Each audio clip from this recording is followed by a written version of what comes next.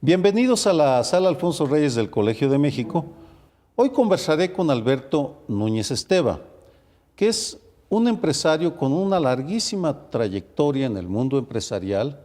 Entre otras cosas, fue presidente de la Coparmex entre el 2004 y el 2006. Es también un ciudadano comprometido con el cambio, con las transformaciones democráticas. Actualmente preside Sociedad en Movimiento. Octavio Paz escribió alguna vez una frase que me parece muy fuerte, pero que te la planteo para que la comentes. Dijo: los empresarios mexicanos no tienen ideas sino intereses. ¿Estarías de acuerdo? No, francamente no. Creo que es un viejo estilo de ver al empresario. Una empresa necesita ganar dinero. Sería absurdo que no ganara dinero de acuerdo al capital que pone y al riesgo que tiene su inversión. Las ganancias de una empresa son como el aire que respiramos, pero no está el empresario o no estamos los hombres nada más para respirar. Tenemos que tener trascendencia y la empresa tiene una enorme trascendencia. Y déjame muy brevemente decirte en qué consiste esa trascendencia. Yo estoy convencido de que el principal capital de una empresa es su gente, punto. Y voy más allá. El empresario debe respetar el medio ambiente y debes pagar bien tus impuestos, de acuerdo con la ley. Y esa visión de la empresa, que le hemos agregado, por cierto, fíjate, Sergio, una cosa muy importante en los últimos años, con sus competidores, porque no queremos monopolios. Punto. Las prácticas monopólicas no son adecuadas y los monopolios menos. Esa es la visión del empresario. Esa es la visión en donde dice: oye, que tu actividad tenga trascendencia, carambas, que ser empresario es una forma de vivir, que te sientas profundamente satisfecho. Si lo único que buscas utilidades, caramba, qué lástima. Yo conozco gente tan pobre, que lo único que tiene es dinero. Me parece que la vida es mucho más que ganar dinero. ¿Qué porcentaje, es muy difícil estimar, pero qué porcentaje de las empresas tienen responsabilidad social? Yo no quiero decir una mentira al decir, fíjate, que hay muchas empresas socialmente responsables. Está prendiendo la mecha en esto y cada vez vemos más empresas con el distintivo de mis prácticas socialmente responsables o soy empresa socialmente responsable, pero todavía es una minoría. Y lo que estamos haciendo ahora es irnos a la pequeña y mediana empresa. En las grandes empresas hemos tenido un buen impacto, pero la pequeña y mediana empresa estamos hablando de, cientos de miles de pequeñas y medianas empresas que tenemos que llegar. Esa es la estrategia que tenemos, cómo llegamos a la pequeña y mediana empresa con el mensaje de la responsabilidad social empresarial. Pasamos a otro aspecto de la experiencia de la iniciativa privada en México, que es la relación con el poder político. La nacionalización de la banca es un hecho que provoca, según la mayoría de los historiadores, el ingreso masivo de los empresarios a la política mexicana. López Portillo hace la estatización de la banca y después cambia la Constitución para que la Constitución se apegue a lo que él dice. Eso solamente lo podemos ver en un régimen de dictadura perfecta, como lo definió Vargas Llosa, ¿verdad? Y me parece que López Portillo, que empezó bien, su primer discurso cuando tomó posesión fue un discurso extraordinario, que nos conquistó a muchísimos. Dijimos, vamos con él, pero su frivolidad, sus tonterías, lo llevaron a causar desastre y medio. Y yo creo que López Portillo es la fiel imagen de una tragedia griega. Estuvo hasta la cúspide y descendió hasta los infiernos cuando peleó con su familia y su mujer le dio un planchazo en la cabeza. Todavía me acuerdo de aquella cuestión. Perdón, una pregunta. ¿No crees que también hubo parte de responsabilidad de un sector del empresariado? Porque la especulación con los dólares fue terrible en aquellos años. Sí. Y déjame decirte esto, que es malo. Yo creo honestamente que toda esa especulación con dólares y demás causa mucho daño al país. Pero ¿por qué se hace? O sea, ¿cuáles son las causas? ¿Cuáles son las causas? Si tú estás mal manejando al país y sientes que ahí está una devaluación junto, que ahí puedes perder todo lo que tienes en este punto, obviamente mucha gente que dice, ¿cómo protejo esto? Dice, bueno, pues lo protejo, mi patrimonio, lo protejo y lo saco. Conste, siento una gran responsabilidad para afrontar las consecuencias y decir, me quedo en México, no saco mi dinero, venga lo que venga. Pero una persona, un presidente irresponsable, que estaba causando una inflación delicada, indudablemente delicada, que dejó paso después a una inflación desastrosa.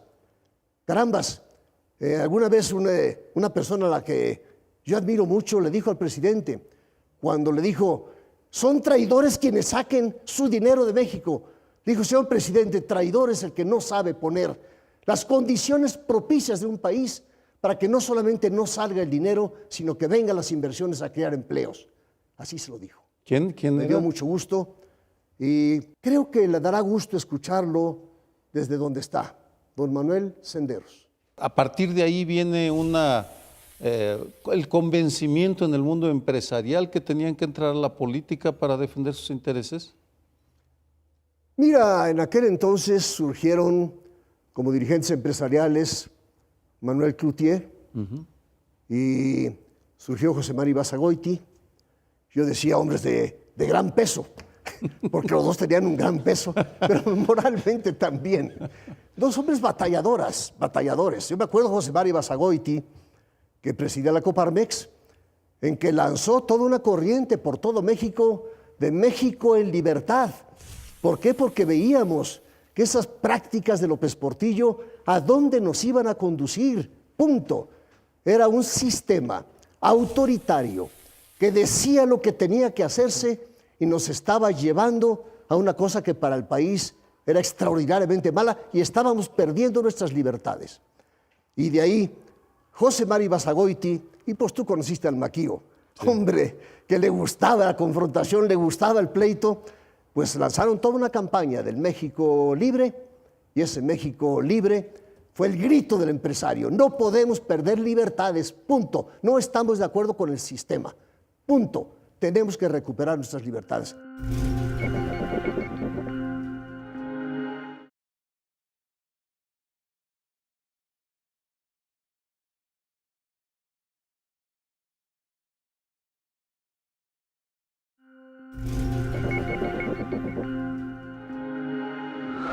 La mayoría de los empresarios canalizaron esa energía a través del Partido Acción Nacional, ¿correcto? Sí, yo diría que sí, en la Partido Acción Nacional, porque era lo único que había en contra del sistema. Aun cuando debo decir que mucha parte o parte del empresariado tenía que vivir dentro de las reglas del gobierno. Entonces era una dualidad en este punto importante. Pero los líderes empresariales que se enfrentaron al sistema, pues obviamente la corriente panista o la corriente apartidista fue la que encontraron. Y sin embargo, Alberto, la mayor parte del empresariado apoyó, pero con enorme entusiasmo, a Carlos Salinas de Gortari. ¿Cómo explicas la contradicción? Yo personalmente pienso que hubo dos momentos en que nos sentimos traicionados, desilusionados. El discurso de López Portillo al que ya me referí, en que vio otro México y dijimos, caray, vamos con él, pues si es un nuevo México. Y Salinas tuvo mucha visión de Estado y su visión de vamos por este conducto a transformar a México fue una visión vendedora. Siempre se pregunta uno, bueno, ¿qué le pasó? Yo creo que el poder corrompe horriblemente. Yo creo que sus intereses en la última etapa de Salinas fueron intereses no legítimos. A él le interesaba ir a manejar una organización de carácter mundial, cometió muchos errores. Después vino el alzamiento zapatista, ya al final de su sexenio, ¿Y qué pasó? Bueno, pues utilizo las frases de Pedro Aspe. La economía la dejó prendida de alfileres y Ernesto Zedillo le quitó esos alfileres y provocó una debacle. Bien, pasamos ahora al sexenio del primer empresario que llega presidente de la República en el siglo XX, Vicente Fox. Creo que pues es un personaje polémico. ¿Cuál sería tu balance de ese sexenio? Parece que mi querido amigo Vicente Fox tuvo un capital político enorme que echó por la borda, punto. Podía haber cambiado a México para bien y dado un paso enorme, no el paso tímido que hemos dado en la democracia. Y yo creo que está en deuda con muchos de nosotros, porque yo esperaba muchísimo más del presidente Fox. Y me parece que en alguna ocasión me entrevistó una persona, un locutor, y me dijo, ¿qué opina usted de la señora Marta? Le dije, es una señora admirable, inteligente, muy capaz, yo la quiero mucho. Le dije, se refiere usted a mi esposa, que se llama Marta, ¿verdad? Sabía por dónde iba la trampa. Bueno, aquí no hay trampas. Fue mi respuesta. Hay toda una especulación psiquiátrica, psicoanalítica, sociológica de qué le pasó a Vicente Fox. ¿Fue su personalidad o fue el influjo o el embrujo de Marta? Las dos cosas. Yo creo que le quedó grande el puesto y que la influencia de Marta, que quería ser presidenta de la República, fue fatal. A ti se te identifica por la crítica que hiciste a Andrés Manuel López Obrador durante la elección del 2006. Y sin embargo me encontré que también criticaste bastante a Vicente Fox por andarse metiendo en la elección de aquel año. Fuiste muy claro a ese respecto, ¿verdad? Yo le dije, señor presidente, usted está pasando a la historia como un demócrata que dio un paso enorme a favor de la democracia y así lo reconocemos muchísimos. Pero me parece, en dos acciones, en momentos diferentes, que le dije, me parece, antes que eso, si no me recuerdo, que en lo que toca al desafuero del candidato López Obrador, es un error, señor presidente. Me parece que comete usted un error que le va a causar una mala imagen en su aspecto democrático. Y en otro día, en otra época cercana, le dije, señor presidente, no se meta en la elección, porque usted debe pasar a la historia como un hombre que apoyó y que impulsó enormemente la democracia, y esto no le ayuda. Bien, han pasado 6 años, ahora estamos a unos meses de las elecciones del 2012, y ya desde agosto del 2011, Andrés Manuel López Obrador modificó su discurso sobre el empresariado. Vamos a ver un video poco conocido de Puebla, es de agosto del 2011, creo que fue el primer o de los primeros momentos en el cual él cambia el discurso. Reunirnos con algunos empresarios, comerciantes, para explicarles sobre nuestra propuesta, todo esto con el propósito de que no los vuelvan a engañar, porque en el 2006, cuando hubo una guerra sucia, se insistió mucho en que estábamos en contra de los empresarios, y eso no es cierto. Ni antes ni ahora hemos estado en contra de los empresarios. Estamos en contra de la riqueza malavida, del influyentismo, de los monopolios, de la corrupción. ¿Qué te parece este nuevo discurso de Andrés Manuel? Me parece que Amber Love es la nueva visión de López Obrador. Ahora es todo amor en esta cuestión, ¿verdad? Qué bueno que cambie el discurso. Qué bueno que ya no son esas confrontaciones que no conducían absolutamente a nada. Yo le he dicho públicamente y lo repito, México requiere un gobierno de izquierda, y una izquierda sensata, tipo Lula o tipo Bachelet, ¿verdad? sinceramente, y eso lo he dicho cuando era presidente de Coparmex, lo dije públicamente en este punto. Cuidado con el populismo, no queremos los Chávez, no queremos esas barbaridades. Hay que tener mucho cuidado de qué estamos hablando. Me parece que frente a la pobreza y la desigualdad que padece nuestro país, esta visión de una izquierda moderna es necesaria. Que mi única pregunta es, ¿será verdad ese cambio de discurso? ¿O simplemente es un discurso para ganar votos y no cometer el error? Porque hubo alguien que tuvo toda la culpa de que López Obrador perdiera las elecciones. Y ese alguien se llama López Obrador.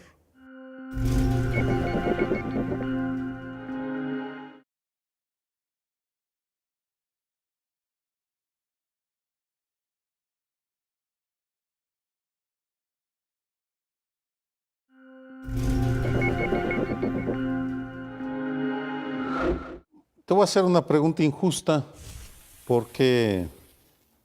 pero no busco ponerte contra la pared. Tú hablas de la congruencia y de la confiabilidad. De los 3 candidatos que estarán en las boletas, ¿por quién votarías? Pienso que al PRI lo acusa su pasado. Pienso que al PAN lo acusa su presente. Y pienso que al PRD lo acusa su futuro. Estoy descontrolado, sinceramente. Ahí lo dejamos porque son momentos en los que hay que ser prudente. Eres un apasionado de la sociedad civil y ya lo dijiste en algún momento de la conversación, pero ¿qué es sociedad en movimiento? ¿Qué estás buscando? ¿Qué sueñas? ¿Cómo piensas lograrlo? Mira, me encanta soñar. Si alguien quiere un gran proyecto, tiene uno que soñar primero y después poner tren de aterrizaje. Y nosotros en Sociedad en Movimiento soñamos con un país diferente al que tenemos. Un país por el que la sociedad tiene que luchar. Un país con mucho menos pobreza y mucho menor desigualdad. Un país con calidad de educación porque estamos reprobados en educación. Un país con mucho menos impunidad y corrupción y que ataquemos inteligentemente al crimen organizado. Un país en que haya gobernabilidad, porque estamos perdiendo la gobernabilidad. Y ese sueño, que creo que tenemos derecho a hacerlo, decimos nosotros, vamos a establecer un acuerdo político con la sociedad, presionada por la sociedad. Pero por favor, señores políticos, tengamos visión de país y después veamos qué tenemos que hacer todos y cada uno de nosotros. Yo creo que la sociedad, porque no creo que los políticos tengan los tamaños para hacerlo, la sociedad tiene que exigir el México que queremos y exigirle a los políticos y vigilarlos que ese México que queremos lo cumplan, porque ellos son nuestros mandatarios y nuestros representantes. Los mandatos somos nosotros. Nosotros estamos en un triángulo en donde están arriba los políticos y abajo la sociedad. Lo único que queremos es voltear ese triángulo. La sociedad arriba, porque somos los dueños de este país, y nuestros mandatarios y nuestros representantes mandando, obedeciendo. Terminas con una frase de Marcos. Que por cierto es aristotélica, pero me gusta mucho la frase. Bueno, pues terminamos esta primera parte. Antes de pasar las preguntas, te agradezco la claridad, honestidad, franqueza apabullante, la enjundia con la cual defiendes tus puntos de vista. Y pues pasamos a la sesión de preguntas y respuestas. Encantado. Para usted, la porción del sector empresarial que representa, ¿qué es más importante, el crecimiento del PIB o el desarrollo social de las personas? Yo creo que debe lograrse el crecimiento del Producto Interno Bruto porque es generador, es la base sobre la cual generamos los empresarios el empleo. Y dentro de todo esto, sí me parece algo muy importante. Es la tesis de Coparmex, es mi tesis personal. La persona humana debe estar al centro de las decisiones económicas, políticas y sociales.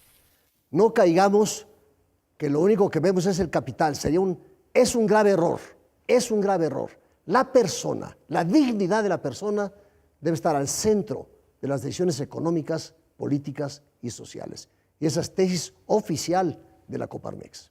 México es un país de estigmas, estigmas al empresario, estigmas al intelectual, estigmas a los jóvenes, estigma a la derecha, estigma a la izquierda. ¿Cree usted, don Alberto, que está nuestro país preparado para que podamos caminar todos juntos y que todos asimilen que podemos juntos cambiar a nuestro país? El grito nuestro en Sociedad del Movimiento, el grito que llevamos por todo el país, es todos unidos en lo esencial. Por arriba de partidos, por arriba de ideologías de izquierda y derecha, por arriba de religiones, todas ellas muy respetables. Todos unidos en lo esencial para transformar este país en forma pacífica. Le agregamos el término pacífico. Yo creo que la sociedad hace mucha falta, mucha mayor participación. No somos participativos. Lo normal es criticar, estamos buenos para la crítica. Ustedes vean todos los twitters y verán ustedes la crítica constante de la sociedad. Tenemos que pasar de la crítica a la propuesta y de la propuesta a la acción. Pero los líderes, que son alrededor del 18%, la gente que dice, yo quiero participar, a través de ese liderazgo, de ese 18%, tenemos que avanzar hacia una sociedad que diga, yo soy arquitecto del nuevo México que todos queremos. Alberto Núñez Esteva, muchísimas gracias por haber aceptado la invitación. Les agradezco a quienes estuvieron acompañándonos este día. A nombre del Colegio de México y del Canal 11, nos despedimos de esta nueva conversación sobre los cambios que ha vivido nuestro país en las últimas décadas. Gracias, gracias. Fue un placer estar con ustedes en el Colegio de México, que tiene tanto respeto de la sociedad, y estar contigo, Sergio. Gracias por la invitación. Gracias.